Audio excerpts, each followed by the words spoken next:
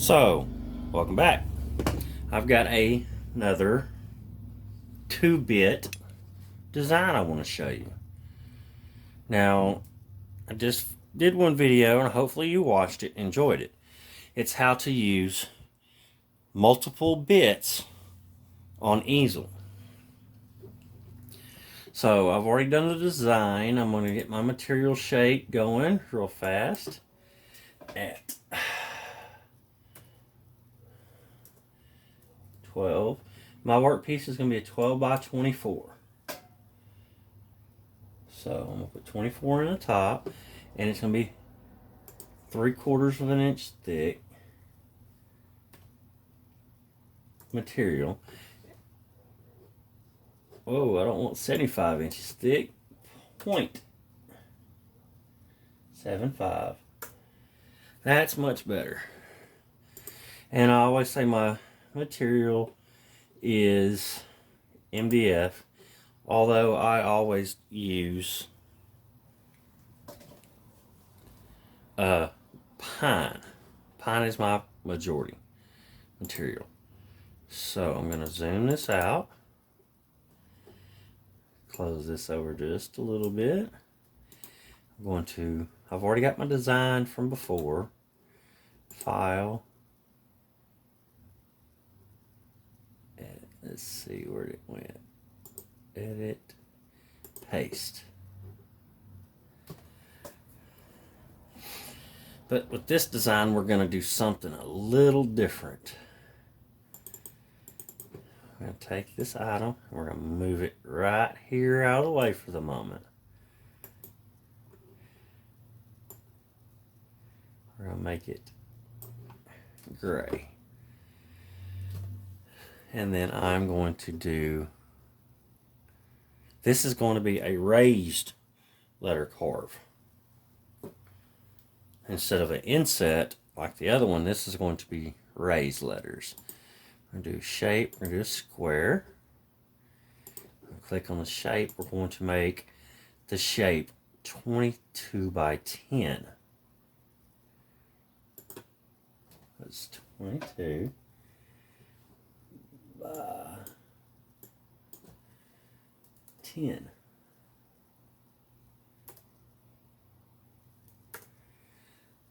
And then we'll hit edit, center to material. We will center back.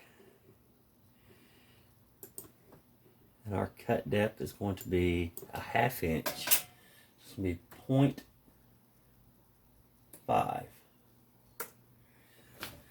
Alright. So what we're going to do with this now, highlight this whole piece. We're going to make it completely 0. And we're going to hit edit, center to material, and we're going to make that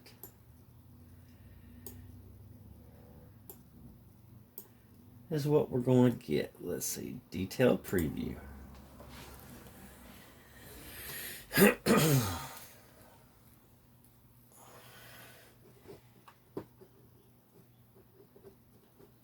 Let's move this over. And we're going to, this is what we're going to get. But right now, it's only showing we're using an 1/8 inch bit. So we're going to add. Again, I like to use my 60-degree V bit. And to add, if you didn't watch my video before, if you didn't, let's see here. There we go. If you didn't watch my video before, to do this, you have to either have Easel Pro or you had to have signed up before July of 2020 to get 4 free days. Now, on my last video, I already used free day. So, you can watch that video and it'll show you the steps of how to get your free days if you signed up before July, I believe, 21st of 2020. If not, you actually have to buy either a monthly subscription or buy the yearly of Easel Pro. So now we're going to hit a generated detail preview.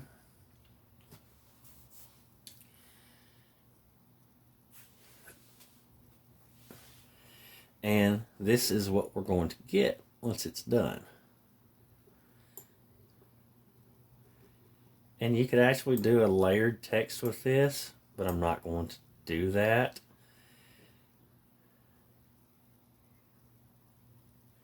That would be another video completely on a different design. Now, we have it how we want it. What we're going to do now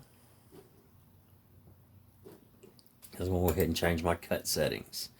I like to use slow cut settings. It does take more time, but I'm also, as I said, I use pine. So it has the rings in it, which are harder than the rest of the material. So it's got hard and soft, and what it'll do is it'll catch and it'll drag. You can pop your belts loose, you can drag a bit, pull your Z-axis loose. There's a lot of little issues and things that can arise if you go too fast with the material. So I run about 15 inches per minute on feed rate. Plunge rates, depth per pass, I generally don't change those. So I got my cut settings and I want to recheck those, make sure. And that is what we've got.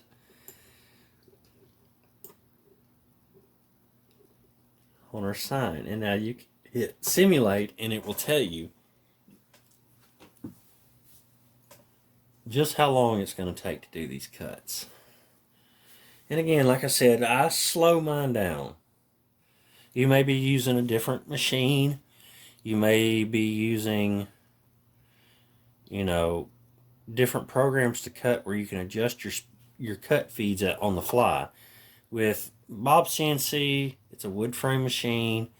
You put too much stress on it, it'll kind of twist and bend a little bit. It's a great machine for what it is. It's a great entry-level machine. And again, I am happy with it, but I have had issues with it, but a lot of the issues have been my own fault. Speed rate's too fast, things like that. But it happens. It's a learning process. Now, this says it's going to take approximately 22 hours, 39 minutes. And then 5 hours and 12 minutes. Now, I do have a bigger bit that I can use. And I will go down here and type in, or I'll go right here and type in other. And it is a 3/4 inch flathead bit. Or I could use a 1/2 inch or a 1/4. Which with this one, I'll probably just use my 1/4. So I'll use 0.25. And we will see what it does on simulation. Now,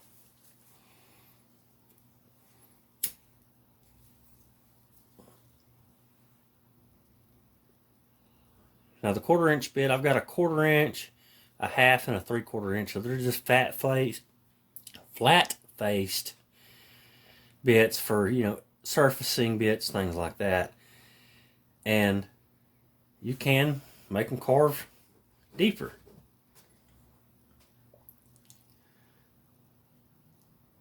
But again, it takes time. So I'm using, that's the speed, and rated 1/4 is about 9 hours. But I'm also, as I stated, I'm using a very slow speed. I don't mind the times on these. Some people, will. Again, this is more of a hobby than anything to me, so I really don't mind it too much. Let's see what we get with the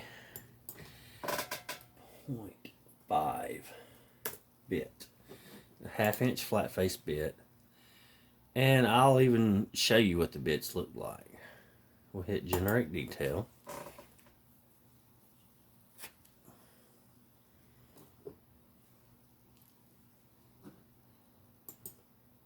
And simulate.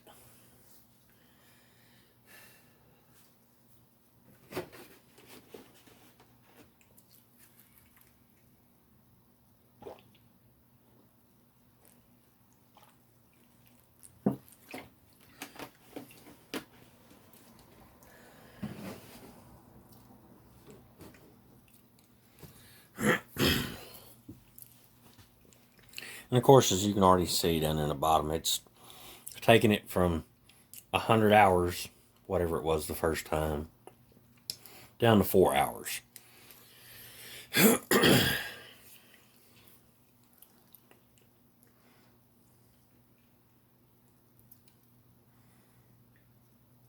Plus 6 hours and 22 minutes.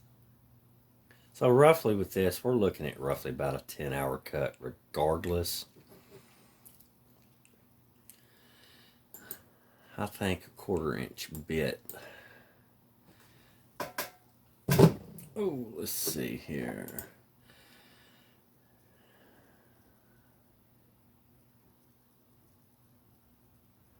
I think we might go ahead and just leave it with a 1/2. Now just one moment and I'll grab those bits and I'll show you. Alright, not really enough light. Let's see if I can get a little light on the subject here. These are the bits I'm talking about. Got a 1/4, a 1/2, and then a 3/4. They're just flat-faced bits. And they will carve. Say you got a lot of area that you need chewed out, like this. Those will knock it out pretty quick compared to running a little 1/8 inch bit back and forth. These wider flat-faced bits will get it down where you want it, and they'll do it quick. But they do produce a lot of dust. So make sure you're wearing eye protection, respiratory protection, and have some type of dust boot or something possible, vacuum system handy so you can, get some of the dust. Have some kind of air filtration system. That way you're not breathing this stuff in. So that is going to be my carve. Let's move this back over here. And I have my primary cut is at a 1/2 inch, which you can shallow it up. And the shallower it will make it, where it doesn't take as long. Which, see, that does not look bad at a 1/4 inch depth. Let's see. I'll type in 0.25 to make sure it's dead centered 1/4 inch. And when you do these types of carves with the raised letters like this, you have to watch areas like these. If you get them too thin, they can break. So this is what we're looking at. I think I like the 1/4 inch depth. It looks really good. And then, of course, you do your paint and fill and everything like that. So we got it set to where we want it. Now we're going to take the whole project and we're going to hit shape, center, 0, and 0.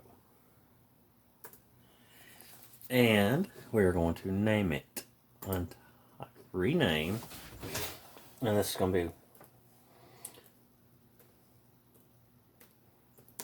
2. This is going to be sign number welcome 2, which should actually be welcome 3, but it is what it is. I'll hit rename. Now we're set how we like everything, which you can always make this right here. It's white because it's not being cut. That's the actual wood surface. It'll have a border all the way around.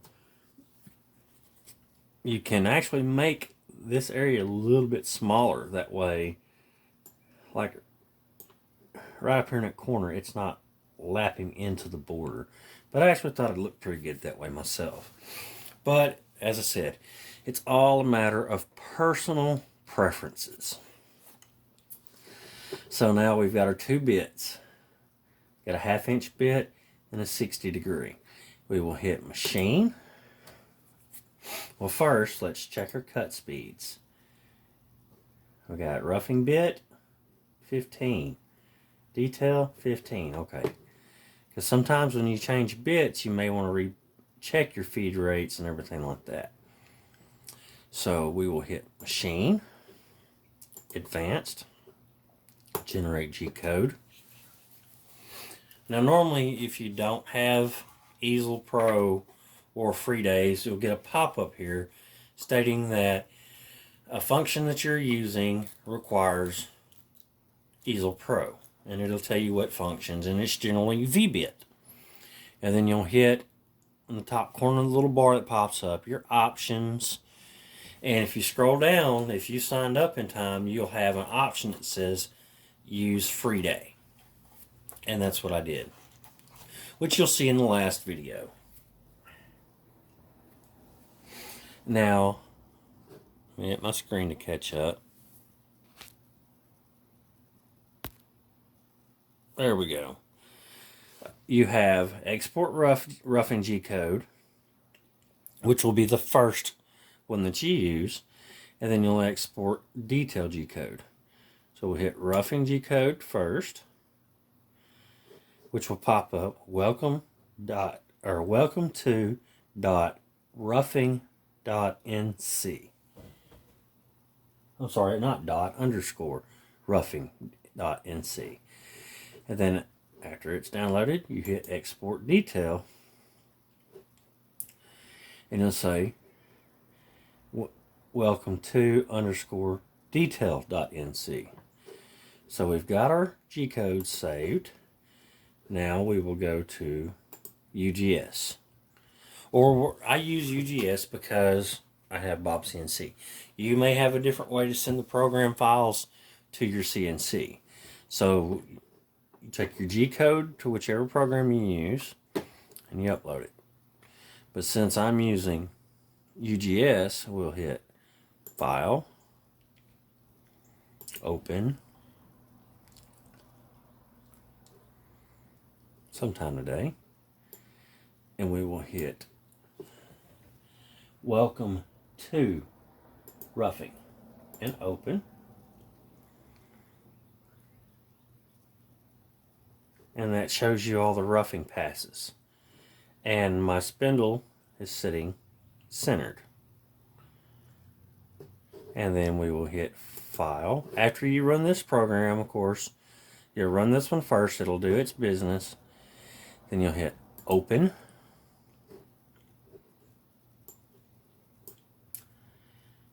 Welcome to Detail. And then it'll do all of its detail carving. Now,